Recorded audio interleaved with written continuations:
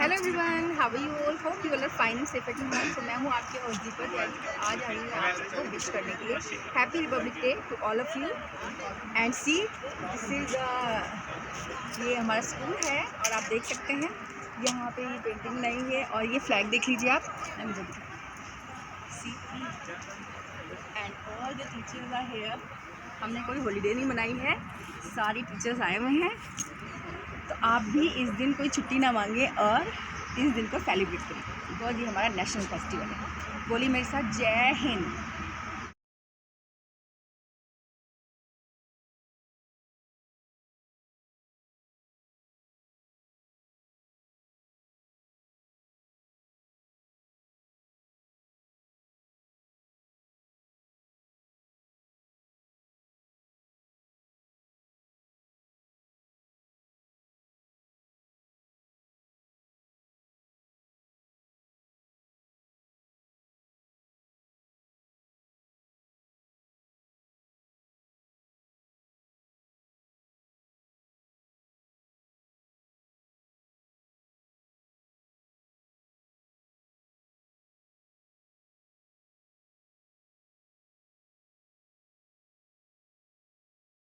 It is a great day when India gained independence from the British Raj. And it was until January 26, 1950 that the Indian Constitution came into force and India became sovereign. Republic Day commemorates the spirit of independent and individual India. It was on this day in 1920 when Indian National Congress proclaimed Purna Swaraj, the declaration of India's independence from colonial rule. Besides this, the day also manifests India's citizens' power to choose their government democratically. So as the flag is hoisting and the waving flag freely into the air reminds me, and I can't stop saying that, रबक बहती है अमन की गंगा बहने दो, रबक बहती है अमन की गंगा बहने दो, मत फैलाओ देश में दंगा रहने दो, लाल हरे रंग में न बांटो हमको, लाल हरे रंग में न बांटो हमको, मेरी छत पे एक तिरंगा रहने दो, मेरी छत पे एक तिरंगा रहने दो. So I am now honored and obliged to call our respected principal sir that may he may come and share his valuable thoughts with all of us on this auspicious occasion. Sir, please.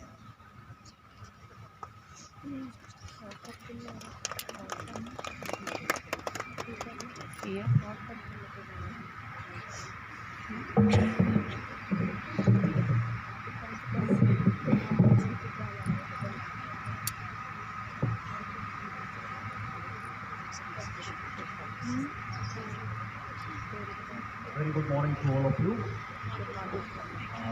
My greetings to all of you on the 73rd Republic Day. We started, I think, last year this practice of celebrating these national days, that is 26th of Jan and 15th of August. And unfortunately, we have been in the grip of this pandemic. That's why children never came. Nevertheless, we started this practice, which is important and auspicious, and we must continue with it. So, whether sometimes it is cold, it was observed as a holiday earlier, but I feel that it's a national duty for us to come on this day. For this much time we should spend for our nation to remember the great day, what it is today. I think, keep feeling the same thing, that at least there are some days when we remember about our nation. We think as a nation. We are so caught up with our regular rigmarole of life that we become very localized. We forget our diversity, we forget our greatness, the huge strength of this nation, which lies in its extent, the way it is, how big it is, what all things are there. So at least some of the days have been earmarked when we can think of such days. And today is one of those days, as Ma'am was telling about the importance of this particular day, that it is marked as the Republic Day, because the Constitution was adopted that day in 1950. Today it is 73 years that we have been ruled as a republic where there's a constitution which gives rights to everyone, which treats all its citizens equal, which treats all its religions equal, and that is the beauty of our constitution, and that's why it's a very, very important day. Each milestone, like these kind of days when they come, we feel that we have come of age. We started way back in 1947. It is told that even during the Mughal times, the GDP of our country was around 24% in the world. We used to deal with 24% of the trade and GDP was with India. But when Britishers left in 1947, we have some 0.1% only. So from there, now we have come to this level where we now talk about our GDP increasing, and largely it was felt at that time that perhaps a nation, such a diverse nation, such a poor nation, it was divided at that time in 1947. A lot of good things, they went to some other country. A lot of turmoil was there. Despite that, we came, people thought, I mean Western countries especially, they thought that India will not survive as a country. It has so much of what you call diversity, so much of paradoxes are there within the country that it cannot survive. But it's a tribute to our people, our leaders, our constitution, our forefathers, that we stand as a nation even today. Not only stand as a nation, but we are a good nation. We are one of the most promising nations in this particular century. In fact, they say that this century will be that of India. So we have come a long way. And today is the day when we pause and we take pride in this fact. As I say, despite all our problems, day-to-day things happening, it's a huge nation. Definitely, we are all different. Problems will be there. But if you see the history, if you see in the totality of the whole context, then you will find that we have really done well. And we are at the cusp of a place where we are going to go further ahead at the zenith. So that is the importance of this particular day. Now, when I talk about the nation, of course, we generally spend our lives at some place, most of us, at one place. And we are caught up with our events, our own politics, our own things, and our view becomes limited. But this particular place also is part of our nation. So we should first know about this place. We should develop this place where we live. We should think about our place. So when I was reading some time back about, the other day I was watching Sardar Udham Singh, that I think it is on Amazon Prime, that movie I was watching. And I thought that this land, not only this land, but this particular district itself, Sangrur, where we live, it is full of great people, great movements which have happened. It has been inhabited since times immemorial. You know, there is a place called Rohira, whatever you call it. In English, they write R-O-H-I-R-A. It's near, I think, Malerkotla. Some ahead you go. Now, there are mounds which have been found, which was inhabited some 3,500 years ago. People were living there. So, such ancient history your district has got. People like one of the earliest movements against the Britishers started here, the Kuka movement. Nandari, they rose against the British. That was one of the earliest movements against Britishers. You have a memorial in Malerkotla. Of course, then so many freedom fighters have been from this great land, from this place. But talking about Sangrur, again Sardar Udham Singh, his name comes prominently, that how daring he was, how great he was. That at that time, He went all the way to UK to avenge the killings of Jallianwala Bagh massacre, which happened.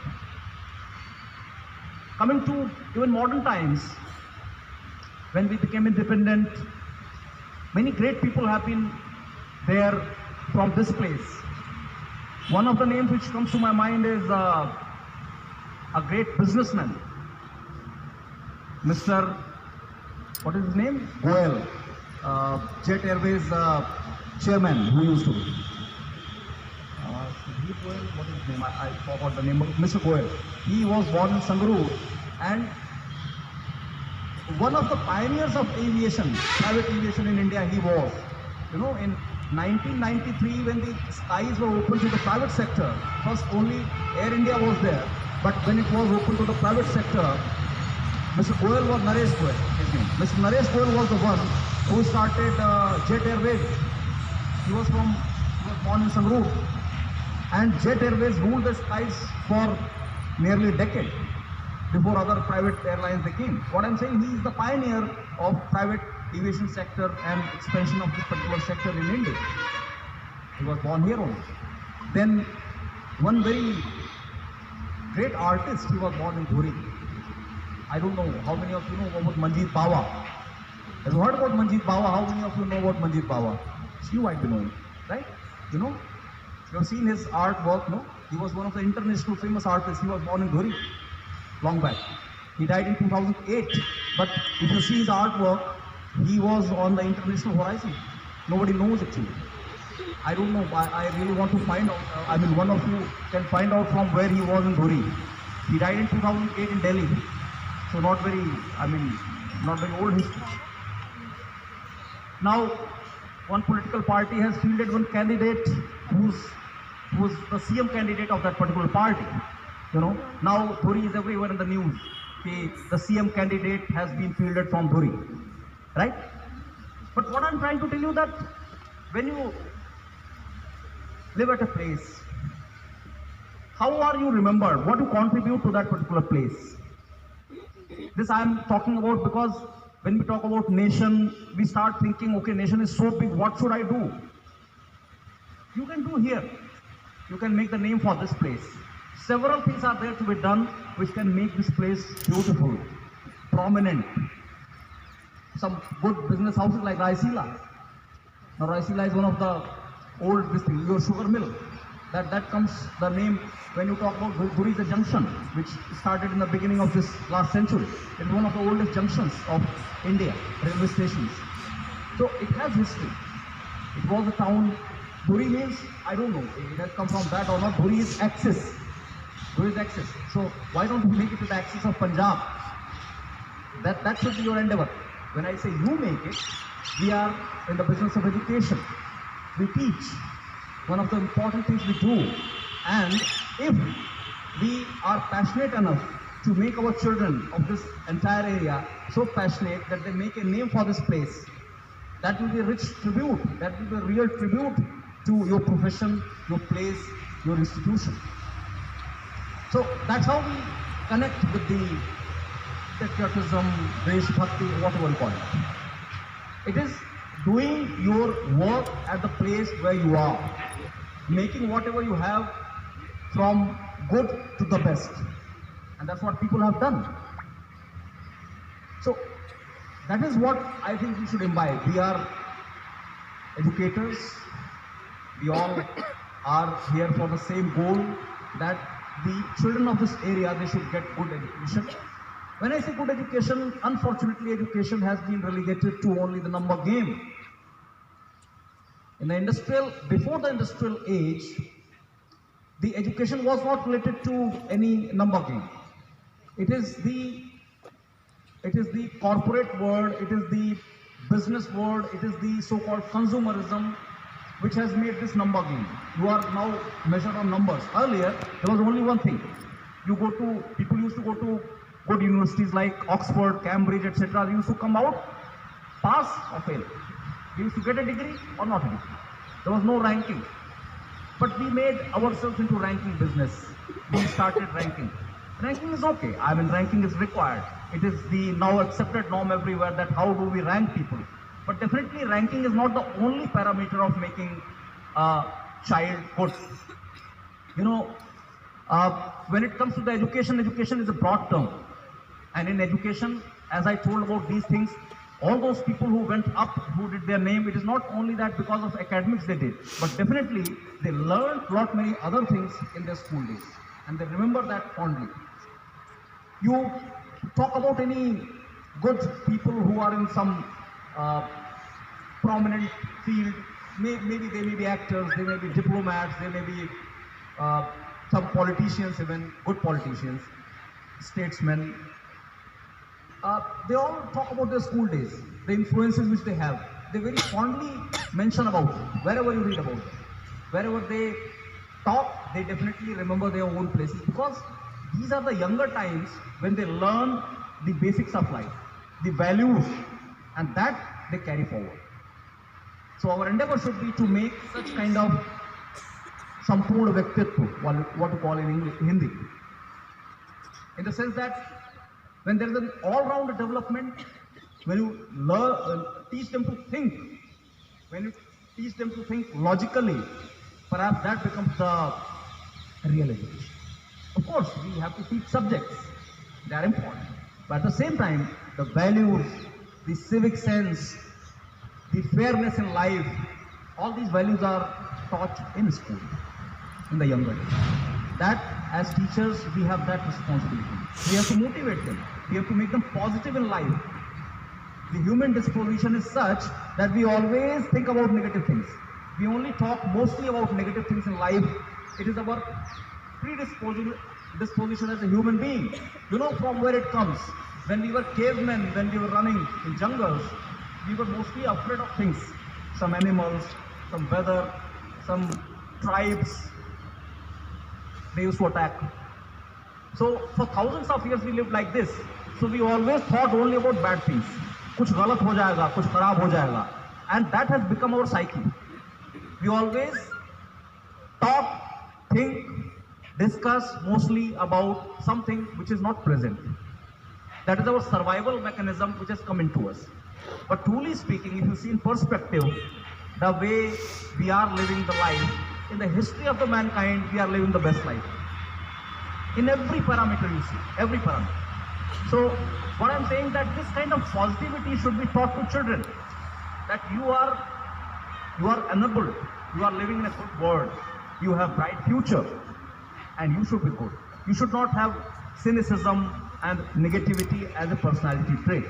And that is also our duty to teach them. And that can't be taught by words, but that has to be, that's why I always talk about eclectic atmosphere in the campus. Campus is not only classroom that they go study and go back, no. From the gate onwards when they enter, they get an ideal world of beauty, ideal world of fairness. Everybody here. Maybe not only teachers, but even other employees also.